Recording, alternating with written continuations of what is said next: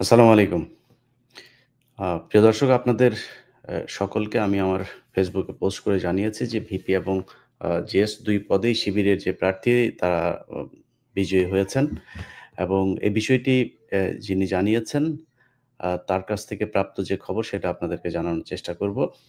আপনাদেরকে খুব আ সহজভাবে একটা বিষয় জানিয়ে নিই যে ভোট দেয়া শেষ হয়েছে কখন আপনারা জানেন। তখন থেকে এখন পর্যন্ত সাংবাদিকরা সবাই সেখানে দাঁড়িয়ে আছেন এবং তারা অপেক্ষা করছেন যে আ ভোট আ গণনা শেষে ফলাফল জানার জন্য। আপনাদের কি মনে হয় যে ঢাকা বিশ্ববিদ্যালয়ের মতো ছোট্ট একটা জায়গায় অল্প কিছু ভোটার নিয়ে একটা ভোট সম্পন্ন হওয়ার পরে সেই ভোট গণনা করতে, করতে এত রাত লাগার কথা কিনা? এখানে যে বিষয়গুলো হয়েছে সেটা হচ্ছে উম আ মানে গোয়েন্দা সংস্থার সাথে খেলা করে আমাদেরকে মজার বানরের খেলা দেখাচ্ছেন। তাদের দাবি হচ্ছে যে এখন যদি নাকি ফলটা ঘোষণা করা হয়, আমি যেমনটা জানিয়েছি যে ভিপি এবং জিএস ২ পদে শিবিরের প্রার্থী বিজয়ী হয়েছেন। এটা যদি প্রকাশ করা হয় সেক্ষেত্রে ছাত্রদলের পক্ষ থেকে তারা ঢাকা শহরের সব জায়গায় তাদের ঢাকা বিশ্ববিদ্যালয়ের আশপাশে বিভিন্ন জায়গায় তারা অবস্থান নিয়েছে এবং সেখানে বিশাল আ পরিমাণে তাদের নেতাকর্মীরা সেখানে আছেন।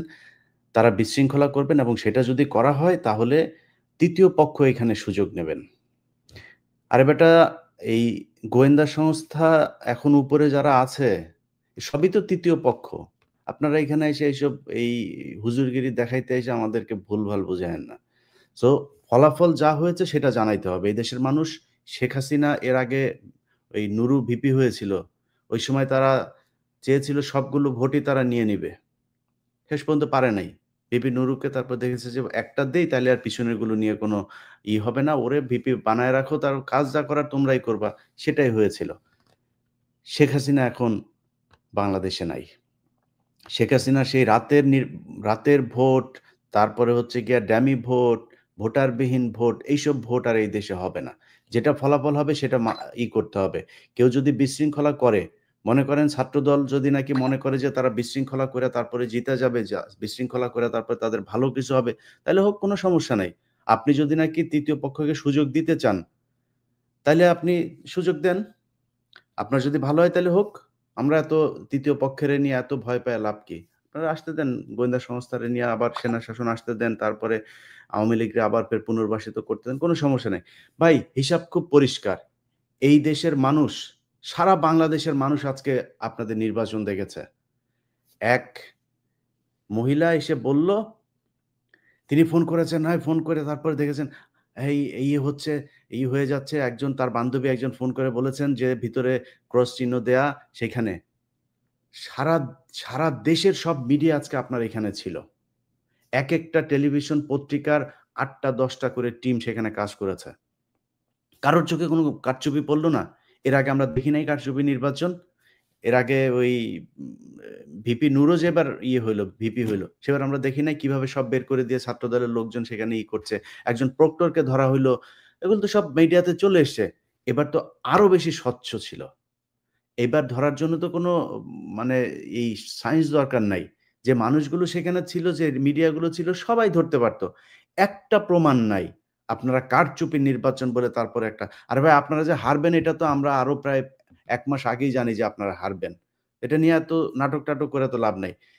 যদি জোর করে এখন কোন ধরনের করাইতে চান কিংবা মনে করেন রেজাল্ট দেয়ার পরে আপনারা সারা বাংলাদেশে একটা বিশৃঙ্খলা ঢাকা শহরের ঢাকা বিশ্ববিদ্যালয়ের আশপাশে একটা বিশৃঙ্খল পরিস্থিতি তৈরি করতে চান, বাংলাদেশের মানুষ আপনাদের এগুলো ভালোভাবে নেবে না।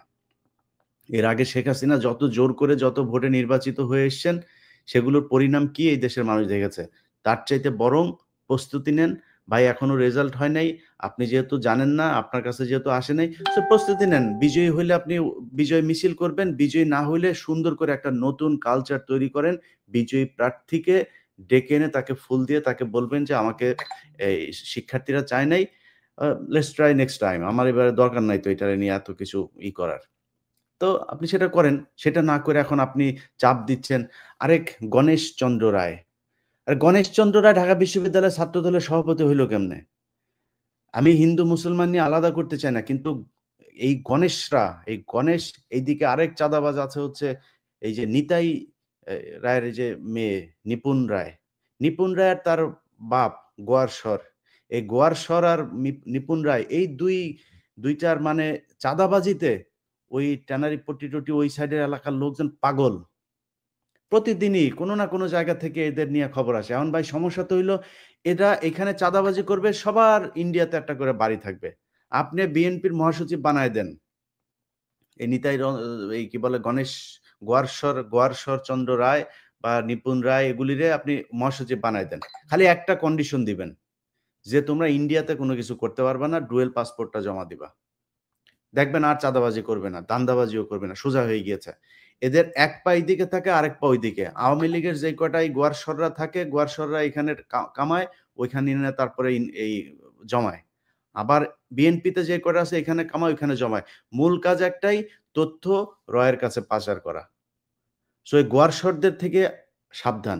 গণেশের সাহস হয়েছে একজন শিক্ষক, ভিসি, তার মতো একজন ভদ্র এই গত ১৫ বছরে বর্তমান ভিসির মতো ভদ্র ভিসি, নিরপেক্ষ ভিসি আসে নাই। এই ব্যক্তির সামনে সে টেবিল থাপড়ে তারপরে তার সামনে কথা বলে। আমি এই নির্বাচনের ফলাফল যাই হোক, বিশ্ববিদ্যালয় প্রশাসন এবং শিবিরের কাছে অনুরোধ থাকবে।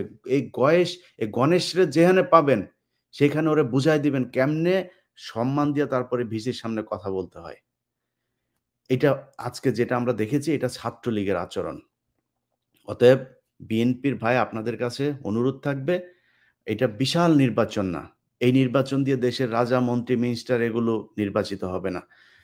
অতএব যদি নির্বাচনে আপনাদের পক্ষে রেজাল্ট না আসে, সেটা মেনে নেয়ার জন্য প্রস্তুতি নেন। দেশে বিশৃঙ্খল কোনো পরিস্থিতি যেন না ঘটে, সেটা আপনাদেরও দায় আছে। আপনারা গেল ১৫ বছর যে কষ্ট করেছেন, আপনাদের ২-৪ জন এইসব রয়ের এজেন্টদের কথাবার্তা শুইনা যদি অপকর্মে লিপ্ত হন, এটার দায় কিন্তু এটার ক্ষতি কিন্তু সারা দেশের মানুষকে পূরণ করতে হবে। সো আপনাদের কাছে দায়িত্বশীল আচরণ আশা করি। আপনারা একটা মিছিল বের করবেন, একটা গন্ডগোল বের করবেন। সারা বাংলাদেশ থেকে আপনার এই ঢাকা শহরে আওয়ামী লীগ যুক্ত হয়েছে। ওই যশোর জেলার আওয়ামী লীগ বরিশাল জেলায়, বরিশাল জেলার আওয়ামী লীগ সিলেট জেলায়, সিলেট জেলার আওয়ামী লীগ ওই জেলায়। এরকম বিভিন্ন জেলায়, জেলায় তারা নানান ধরনের অপকর্ম করার জন্য তাদের ভেতরে এখন এই গ্রুপগুলোতে এই আলোচনা হচ্ছে। তারা টার্গেট নিয়েছে অমুককে ধরতে হবে। এটা যাবে কারা? বরিশাল থেকে যাবে হচ্ছে এ ঝিনাইদহে।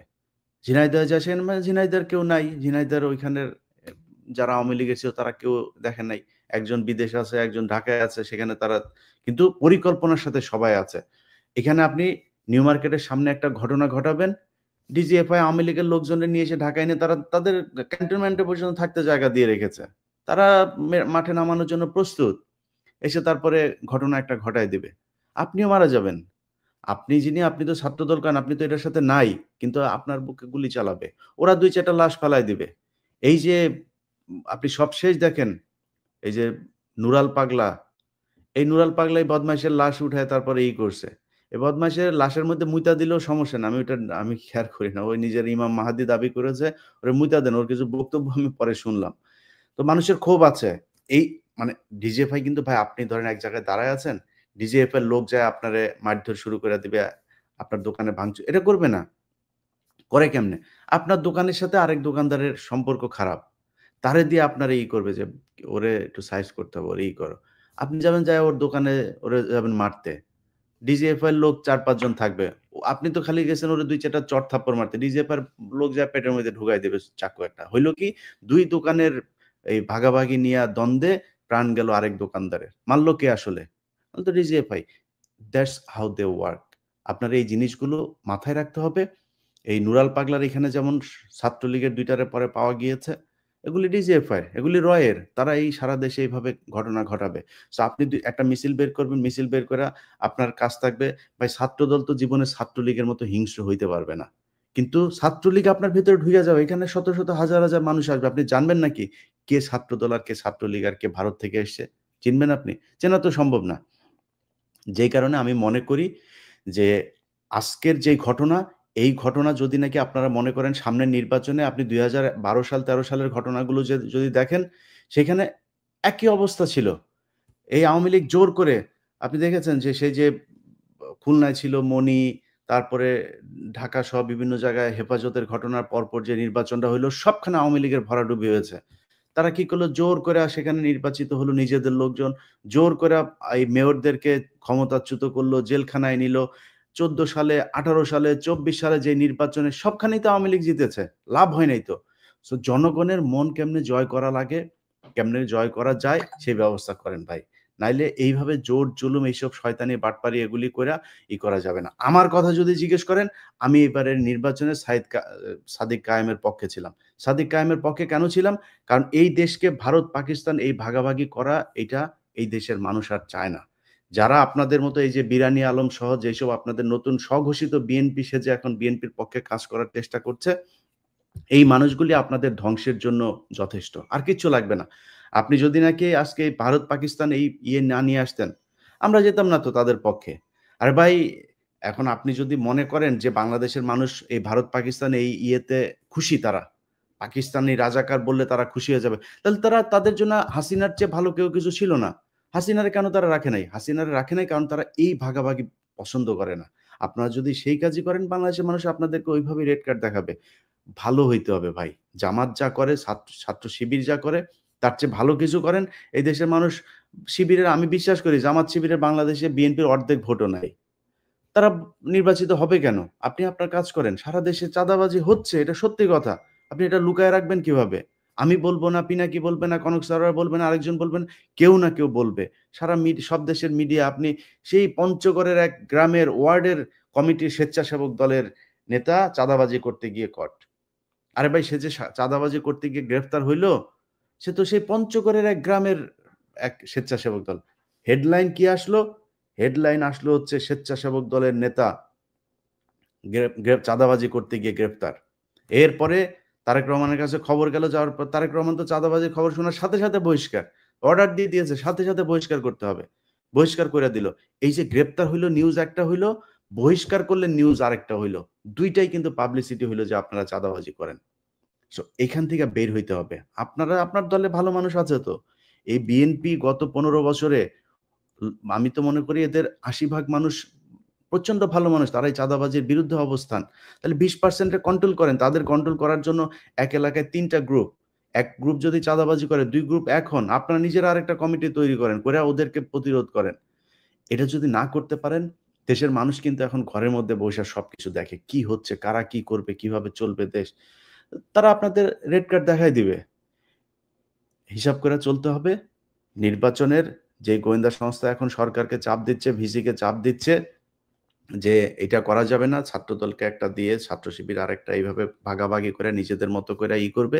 এইজন্য এই ৫ই আগস্ট এতগুলো মানুষ জীবন দেয় না। নির্বাচন হবে, নির্বাচনে যার যা ফলাফল হবে তাকে সেই ফলাফল ঘোষণা করতে হবে। এর জন্য এই দেশ স্বাধীন হয়েছে। সো আমরা এতদিন অর্ধ স্বাধীন ছিলাম। ১৯৭১ সাল থেকে ২০২৪ সালের ৫ আগস্ট পর্যন্ত পূর্ণ স্বাধীনতা লাভ করেছে এই দেশের মানুষ।